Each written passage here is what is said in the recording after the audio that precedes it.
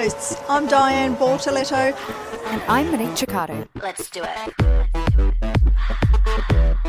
Hello, and welcome to And Away We Go F1 podcast, a Formula One podcast that goes beyond the track limits to talk about travel, food and lifestyle surrounding the sport. I'm Diane Bortoletto, your pre-Drive to Survive Formula One fan, and today, well, I've literally just walked in the door. I'm back home in Perth after being in Melbourne for 10 days. I can't believe you're sitting here right now, but good on you, Di. And I'm Monique Ciccato, your post-Drive to Survive Formula One fan. And today I am sitting in my office in Stavanger, just about to leave to go somewhere else though. So we're like passing ships in the night. I don't even know how my eyes are open. I'm so tired because right now it is 10 to 2 in the morning, Melbourne time, 10 to 11 p.m. Perth time. And I watched the race at the airport in Melbourne. And I've got to say, it's the only time in the world where I've actually wanted a flight delay. And it happened. Thank you, Qantas. That's dedication now. You were hoping for a flight delay so you could watch the race. That is dedication to Formula One, and I am so proud of you. Thank you. I actually watched the last couple of laps as I was walking through the boarding. You know, I had to turn it off for a second, scan my boarding pass with my phone, and then keep walking. I had my headphones on, and I was watching my phone and on the seat. And then we sat on the tarmac for ages. So I got to see the final laps and the post-race interviews and everything. So that was lucky. Perfect timing. Pretty good result. Pretty happy. I don't think two Australian girls could be any happier with the result of that race. I mean, it was from start to finish led by Oscar Piastri, and he finished by the end of the race, 9 seconds ahead of Lando, because Lando did have some brake issues there, but he would have finished 3-4 seconds ahead. So, Oscar. Yeah, I know. His first pole position and his first win from a pole position. So that's, excellent. Just excellent. An excellent result for Oscar Piastri. I'm stoked. Yeah, absolutely. And that's kind of catapulted him up the driver's standings a little bit now as well with his 25-point win. So Lando's still sitting at the top, and then I think it might be George Russell. And I'm pretty sure, is it Oscar's maybe fourth?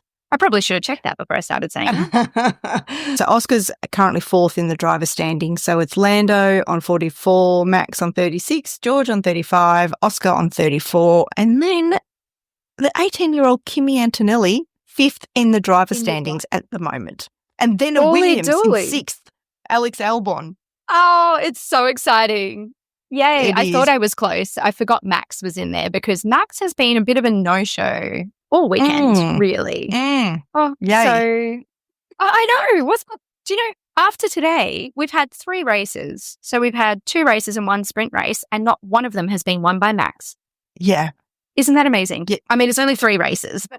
It is only 3, but yet there he is, second in the Drivers' Championship, only 8 points behind Lando. So he's still there. He's by no means down and out. But let's backtrack. Okay, so let's start. Yes, we got sidetracked. Yes, exciting race weekend in Shanghai in China, round 2 of the 24-round Formula One Championship this year. Sprint weekend. So what that means, if anybody doesn't know, is that instead of free practice 2 and 3, they have a sprint qualifying and a sprint race. The sprint race is about 100 kilometres, which in Shanghai was 19 laps. And that was a great result as well because Lewis Hamilton got pole position for the sprint race with a Ferrari, Lewis Hamilton, and he won it as well. So he dominated that race. It was never really in question, and so good to see Ferrari on the top step, and just so good to see Hamilton get a result with his new team in red. That was super exciting. I loved watching it. Yeah, me too. I mean, it's a sprint race, so it's not a race, but a win is a win is a win, in my opinion. You know, a win feels good no matter what. Yes, it's only 8 points, but a win is a win is a win. And to see him come back after having not such a great year with Mercedes last year or the year before, to come back and have a win so early on in the season is just phenomenal. With a new team, it's so good. Yeah. Yeah, and you could see how happy he was as well when he qualified. on pole. The radio message was just so beautiful. He was so happy. Yeah, totally. And there's points for a sprint race, so it does count. It's just not as many for the main race. So the win is 8 points. So Hamilton locked that in, and Oscar came in second. So he scored 7 points in the sprint race. Max Verstappen in third, 6 points. Russell, Leclerc, Tsunoda, Antonelli and Norris. So the top 8 get points in the sprint. I know, Tsunoda in 6th for the sprint. Yeah. The RB is looking to have so much pace at the moment. Both Tsunoda and Hadjar have been doing really, really, really well. But as I assume you were just about to say, in the race, the feature race, poor Tsunoda, he had a front wing failure. So he didn't even hit anything. He didn't hit anyone. There was no debris on the road, nothing like that. It just looked like he was traveling in dirty air and the vibrations just got a bit too much and it just completely split. And so he was forced to come in for another pit stop, which saw him finish in 16, plumb last. And there were only 16 finishes in the feature race because we had an Alonso DNF, and then you would have got off the plane to a bunch of notifications on your phone. Yes. What? Ferrari's disqualified? Gasly disqualified? 3 disqualifications. So the Ferrari disqualifications were for a rear plate at the back of the car that was 0.4 millimeters too thin. That was Hamilton. Both Leclerc and Gasly were like 500 grams underweight by the time they drained the fuel out the car. So that was there. And that's what happened to Russell, actually, when he got disqualified last year after doing the one-stop strategy and coming from like way back in the field to win a race. He got disqualified because his car was too light by the end of it. And that's not allowed. No, naughty. No. Rules are rules, but I mean, like 0.4 of a millimeter just seems like, come on. But rules are rules, numbers don't lie. Yeah. No points for either of the Ferraris. And gosh, can you imagine those debrief meetings? They've gone from a high to an absolute crushing low. I mean, the 3 disqualifications, but great news for the rest of the field because obviously we had Piastri who finished first, Norris finished second, Russell finished third, Verstappen finished 4th. But then we had the 2 Ferraris in 6th and 7th. So take that out of the equation. And we pulled Ocon up to 5th from 7th, Antonelli up to 6th from 8th, and then Albon up to 7th, Behrman up to 8th. Behrman, God, he drove well, yeah. Oh, I know, because he came, when he changed onto his medium tyres and in the pit stop, he tore through the field. He started in 17th on the grid and finished in 8th. He was overtaking like a boss. He was doing really, really, really well. And I think he took the last points position before all the disqualifications. But then because of all the disqualifications, we pulled Stroll and Sainz up into points. Both Williams scored points with Sainz and Albon, which was just fantastic. I mean, Williams is your big surprise for this year. And as I've said, it's a good call and that's really great to see. You may have seen the rumours though. Where is our Kiwi friend Liam Lawson? He actually qualified in 20th. Qualifying in 20th, he's finishing in the very back. The only reason he got to 12th is because Hulkenberg and Bortoleto, they had some sort of issue. Bortoleto spun, so he ended up like 40 seconds back. And then I don't know what happened to Hulk, but he ended up quite a fair way back as well. Yeah. And then he overtook Doohan, and then Tsunoda had to have that extra pit stop because his front wing broke. So that's the only reason that Lawson finished in 12th. All these other drivers with issues or disqualifications, in Alonso's case, a DNF with his brakes on fire in lap 6. The only other driver Lawson beat, I guess, is Jack Doohan, who's in an Alpine, and Lawson's in a Red Bull. So you kind of expect the Red Bull to be faster than the Alpine, right? That Red Bull is known to be difficult to drive, and he was probably so excited to be promoted straight into the big league of Red Bull. But I think we both said that having a bit more prep would have probably been better for Lawson, and we're seeing that play out at the moment. Yeah. It might turn around, it might not. Let's just see. If anyone happened to listen to our podcast 2 podcasts ago where we were making our predictions for the season, Lawson was my prediction to lose his seat. Mm-hmm. And this is before any of the races had been run. Yeah. Wow. Mon, you're a bit spooky with your predictions. So far, they're all lining up pretty well. The rumours flying around at the moment is that he's going to get dropped not dropped, but swapped out for Yuki Tsunoda in the V-Carb, the RB for Japan. That's a juicy rumour. I have been seeing absolutely everywhere lots of comment from, well, not lots of comment, but people are kind of hyping up this whole, is Helmut Marko going to make a decision? Is Horner going to make a decision? Because they had such high hopes for Lawson coming in, and it didn't help that we had such a focus on him in Drive to Survive and about how good he was and how quick and aggressive he was. And because I also said I thought we'd see Yuki as a race winner, and given how well the RBs have been doing these last few races, that is definitely not out of the question because they're up there in the top 10. They are. Oh, one thing that was really good in today's race as well was that at one point Alex Albon was leading the race, and it's his birthday today. Also my mum's birthday. Shout out to my mum. My dad's birthday was yesterday. Shout out to my dad. And my niece's birthday on Friday, day before. So I've had a run of family birthdays. So, yeah. Are we including Albon in that family birthday? Because you may as well. Well, he's not technically a cousin, but I'm sure I could find a link somewhere. So happy birthday to all your family and to Albon. Thank you. I think there was a point in the race actually that Albon got really terse with his. He got really terse with his race engineer because his race engineer came on to tell him something, and he's like, "I know we're doing really well. I know I'm good. I know I'm." It was basically a shut up. And even Charles Leclerc, he asked for some information. He asked where he's losing time. That's right. And his race engineer said, I think turn 1 and turn 2. And he's like, yes, I know this. You've told me this 50 times.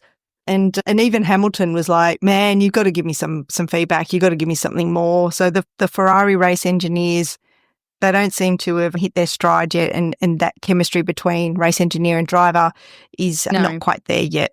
Let's hope that happens in the next race or two. It's super important for the communication, and it's just interesting that one driver was like, you've told me this, stop telling me this. And the other driver was like, dude, give me more information. Yeah, you'd think that Charles Leclerc's race engineer would give him what he needs, given that it's not his first year with the team.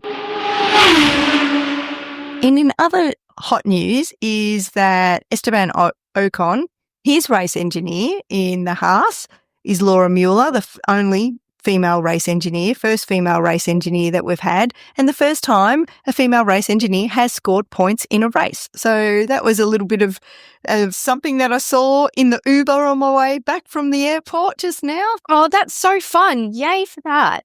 We love all the female power, and, good segue into the fact that I watched the Formula Academy this week as well. I didn't watch any of the Formula One Academy. I really wanted to, but I just had a lot of family commitments on in Melbourne. So, yes, I didn't get to it. How was it? It was really, really fun to watch. Unfortunately, our Australian girls just didn't quite have it together. Joanne Chiconte got hit from behind in the first lap.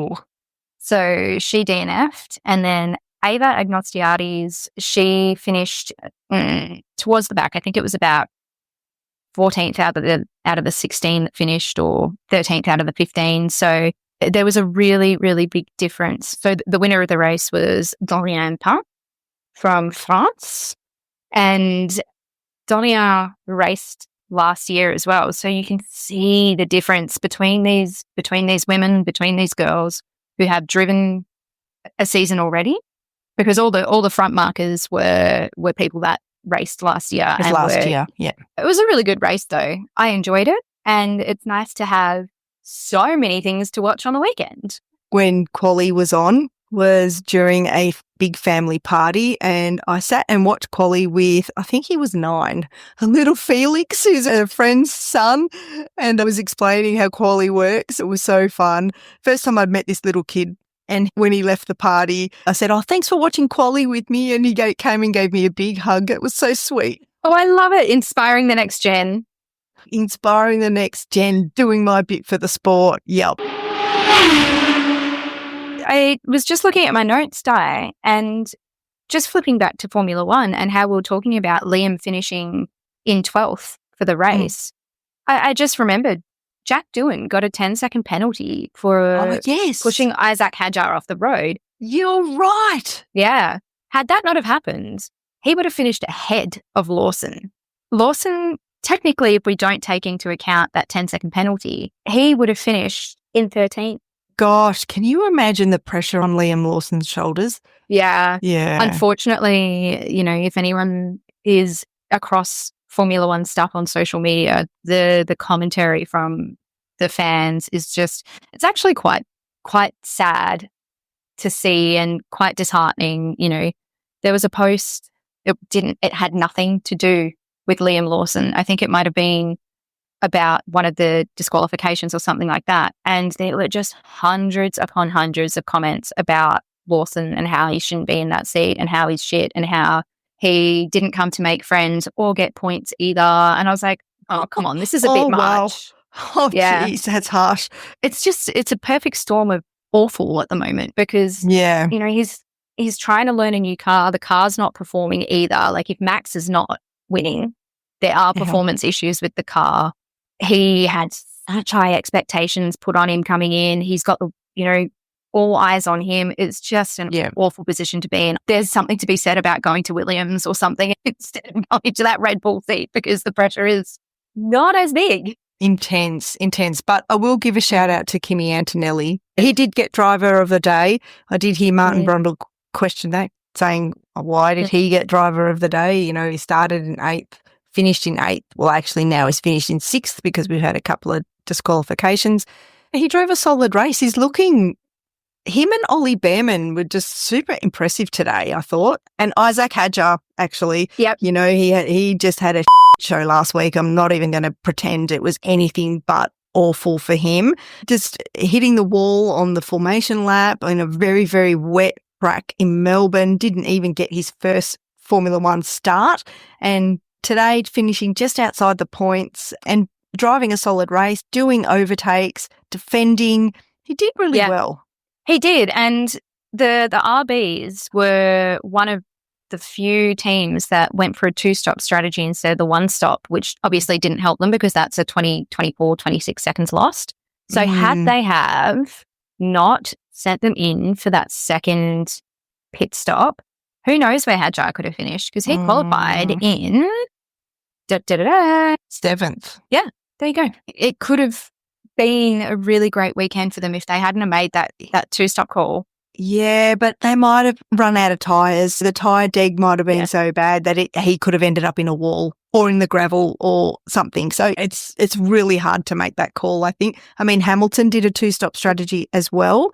And in the end, you know, he caught up before the disqualification. Hamilton came on the team radio and said, this isn't working if you want to do a swap of the drivers. So he suggested that, which I nearly fell over. I don't think I've ever heard a driver suggest that, like put my teammate in front of me because I'm struggling, but that's what Hamilton did. So the team said, okay, and then they asked for the swap and Hamilton's like, hang on a minute, I'll tell you when we're doing the swap, like not now. His car started coming alive or his tyres warmed up or whatever. He was finding the pace and then either way, Leclerc got in front of him and Hamilton was chasing Charles for the rest of the race. Which also, shout out to Charles because I think it was in the first lap, he broke the end plate on his front wing. That's right. And raced the entire race. You're right. So Charles Leclerc on the first lap, him and Hamilton, it was a racing incident.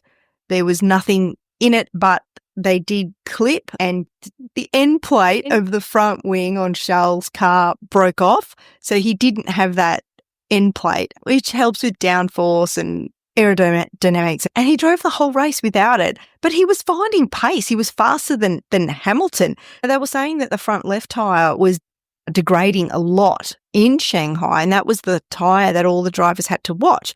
And I was wondering, if because of that end plate had broken off, maybe it's like done something to the car where that front left is not degrading. And then good old Bernie Collins came on the radio and on the commentary rather. She's, an ex-Formula One strategist and pretty much said maybe it's rebalanced the car. But then in the post-race interview, I did see Charles say that it was really difficult for him to drive. It was a really tough race. Yeah, interesting. Well, I feel like it was a really exciting race all in all. It was. I think just because there were so many different strategies going on and you didn't know what was going to happen and where people were going to end up, and that they're the really good races, I think. Yeah. Not so much Australia where it was absolutely hammering down with rain. Yeah. That's not the kind of, unplanned, unpredicted. You don't want safety cars in racing. Well, I don't. I find that pretty dull. You want to see overtakes. We, the viewer, we were kept guessing the whole time. Are they doing a one-stop strategy or a two-stop strategy? The team radios we're doing plan C, we're doing plan A. Do you think we can do plan B? And we don't know what their plan A, plan B, plan C is. They talk in code, so the other teams don't know what's going on, of course. Unless you're Russell. Because Russell outright said he wanted a one-stop strategy on the radio. It must be hard. I remember one year Ferrari was saying to Charles Leclerc, I think it was plan E. F. Like, how many plans? Oh, plan F, yeah. How many plans have they got? And what do these drivers have to remember about all these plans when they're tearing around a racetrack at 300 kilometres an hour? It's crazy. So race 2, this race was the Chinese Grand Prix held in Shanghai, which is a mega huge, colossal city in China, one of the biggest cities in the world. The resident population in the city itself is nearly 25 million people. In the greater metropolitan, 25 million people. That's like Australia's population in one city. And I know Australia is sparsely populated, but yeah, that's just huge. And the greater population of like Shanghai and its surrounding areas is like closer to 40 million. Wow. Oh, no. Wow, that is a lot of people. Very high density. There's 3,905 people per square kilometre. It's nearly 4,000 people per square kilometre. I know, right? Oh, wow. I don't know if I could deal with that. I mean, I could probably visit, yes, and see it and be amazed by how many people there are, but living like that, I mean, I live in a very small place now, and I have lots of space. I know, I'm the same. After Margaret River and having space and beach and coast and it's quite the contrast going into a big city. And I can't imagine what it would be like living. I mean, I've lived in London, I've lived in big cities, but a place like that's just. It just blows my mind. I don't understand how you can fit that many people, but I'm obviously, people can't tell by the way we're talking. Neither of us has been to Shanghai before. Have you ever been to China? No, I haven't been to China. I was really super keen to go before COVID, and I was keen to go to China because I wanted to eat. I wanted to go there and eat all the local food. But no, didn't get there. And have you ever been to China? No, the closest I've got to getting to China is I've been to Taiwan. So I went to Taipei, and that was such a cool place. It's like a mix of Chinese culture and it feels very Japanese as well. There's quite a Japanese influence. So, but not mainland China, obviously. It's Taiwan. So I've not been to China either, but again, I'm like you. I would love to go for the food. I really just think it would be super fascinating.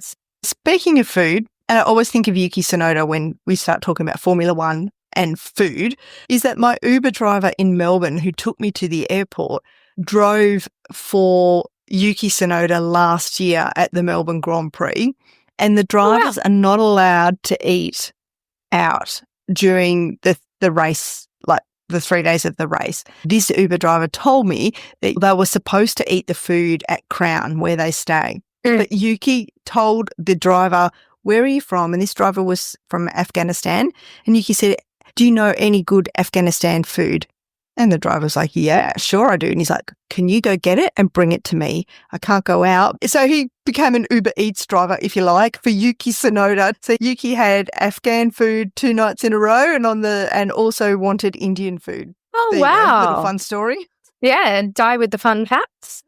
Well, I wore my Ferrari hat for the plane. So the Uber driver started talking to me about Formula One and told you the little story. There you go.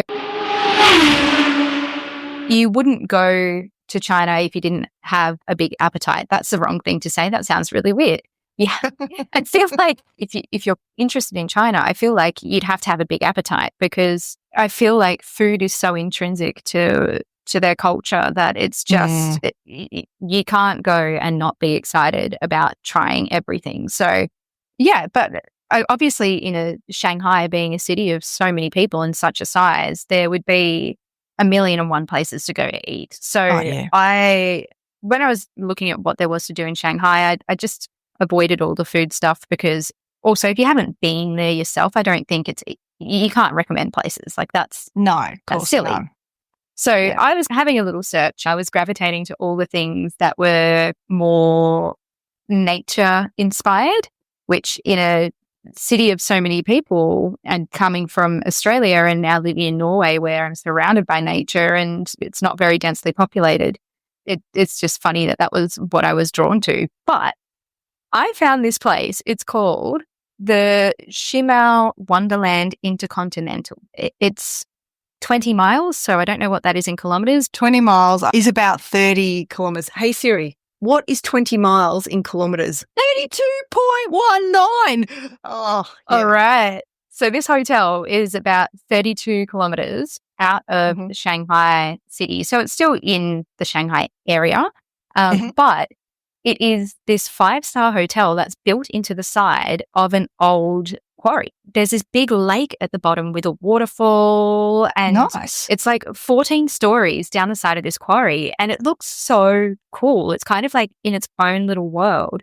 And it's got its own little biosphere. Is that what you call it? Microclimate? Yeah, and its own little microclimate, and it just looks really, really cool. And they built it obviously as an attraction, but it's also being built to prevent like the quarry from collapsing in further. So they've kind of like dual purposed it, and it just looks so cool.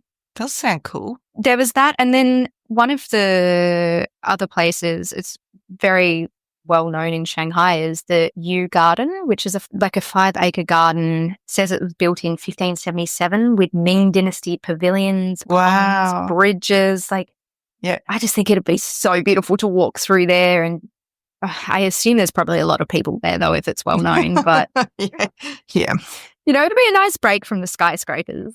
And Shanghai, in my little research, obviously you've got super modern, ultra modern Chinese big city, as you would imagine, but there's also an old city in the old district with lots of laneways and the traditional Chinese architecture. So it seems to be a city of contrasts.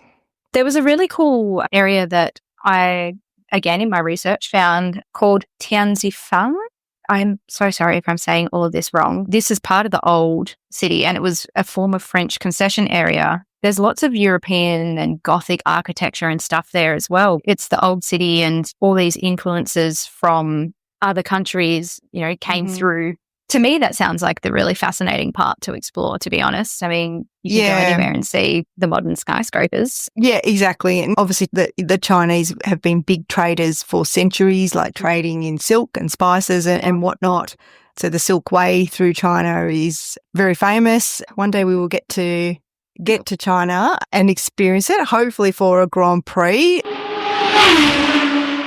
Did you know that the racetrack in Shanghai was actually built on marshland? So they've got like all these. I was watching the like pre-race stuff, and they were taking you through the paddock, and it's like a series of boardwalks that connects like these big glass kind of cubes, and that's where all the teams have their offices for the weekend. They've all got like these big glass cubes.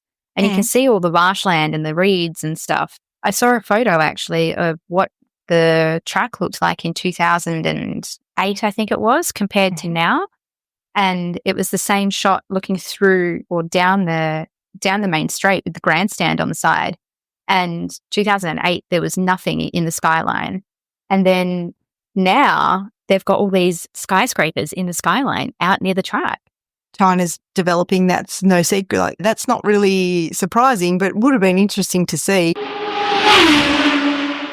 We have touched on going to China to eat, but did you eat at home and did you cook a Formula One themed meal? I did, but okay, so I had a really crappy week. I was sick for most of it, so then I had to work all weekend, and Shanghai is known for its dumplings, and I would have, I wish I made the xiaolongbao, the little soup-filled dumplings, but I just did not have the time. So my next option was, couldn't find anything that was very typically from Shanghai, like a main dish, but Sichuan, the Sichuan region, is really close. It's kind of just next door. So I cheated a little bit and I made a kung pao chicken from Sichuan. Wow. So, is it spicy, kung pao chicken? It is, but the recipe that I used, again, we all in Nagi we trust. I used the recipe from Recipe Tin Eats. And we love Recipe Tin Eats. Yeah. Oh, we do. I love Nagi. So you can adjust, obviously, so kung pao chicken is basically chicken, lots of Szechuan pepper, Chinese black vinegar, Chinese rice wine, soy sauce, some sugar, and Szechuan peppers, chicken, and spring onion. You can obviously choose how much Szechuan pepper you want to put in, and there's a lot of dried chilies in there as well, and you can obviously change how much you put in of that as well. So if you want it to be really kung pao, bump it up. But and do you and Espen like really hot, spicy food? I'm a chili weakling. I will say, I'll put my hand up and just put it out there. I can deal with a little bit of chili in Italian pasta and Italian European style. Asian chili kills me. Can't do it. And same with hot curries. Can't do it. And I don't enjoy food when I can't feel my lips. I just don't. Fair enough. Well, what about you guys? Being part Mauritian, I grew up eating chili, and my mum actually taught my dad's Italian side of the family how to eat chili. So I'm really accustomed. The Mauritian food is very similar. It takes lots of influence from India, Asia, and France and Africa. So yeah, we're really used to eating chili. And Espen, my partner, was not a fan. Obviously, Norwegians don't really know what chili is. And that's why I'm asking, yeah. So, but I put chili in just about everything, and he has learnt and he's grown a tolerance to it, and he's pretty good with chili now. So we could ramp up the kung pao chicken and get a good amount of spice, because Szechuan is known for the Szechuan pepper. It's known for spicy. It's known for, and it would have been sad to have to cut all that out of. And to be honest, I wouldn't have cared. I would have made it hot anyway, because that's what it's supposed to be, and just suffer. Biggest tip, cooking with chili, always go conservative to start with, because you can add more, but you cannot take it out. And never chop chili and rub your eyes. Hot tip, kids. Oh, the number of times I've gone to take my contacts out after chopping chili, and I'm like, it burns. Have you got a recipe or something you're going to post? I can share the recipe. Being in Norway, I often don't have the exact ingredient that I need, but the best thing about using Recipe Tin Eats recipes is she always has a massive list at the bottom of her recipes. If you don't have a particular ingredient, she gives you alternatives that you can use. So being in Norway, where it's often hard to get things like Chinese black vinegar, and you know what? I cannot get Chinese cooking wine. I cannot find it. So I have to use... Oh, wow. Yeah, I have to use dry sherry instead, which is a good substitute. It was delicious, so I'll post the recipe. Well done for doing a themed meal. So next week we've got a non-race weekend. So we've got a very special guest for the episode next week. And then the week after we're in Japan. Yay! I'm so excited for what we've got coming up. I know, me too. I'm just stoked. And it's been such a great week, right? We've only had to wait like 4 days. Good start to the season. It's going to be a red hot season. I think so. seeing as we're getting late into the night for you, Di, we're going to say thank you to all our wonderful listeners for tuning in again this episode. If you liked what you listened to, please leave us a comment or a rating or both. Both is great on your favorite podcast listening app. If you want to chat with us elsewhere, you can find us on Facebook, Instagram, LinkedIn, YouTube, and TikTok. We're posting fun things there. Get in touch or email us at andawaywegof1podcast@gmail.com. Thank you, Mon, and thank you for having us in your ears. Until next week, and until lights out.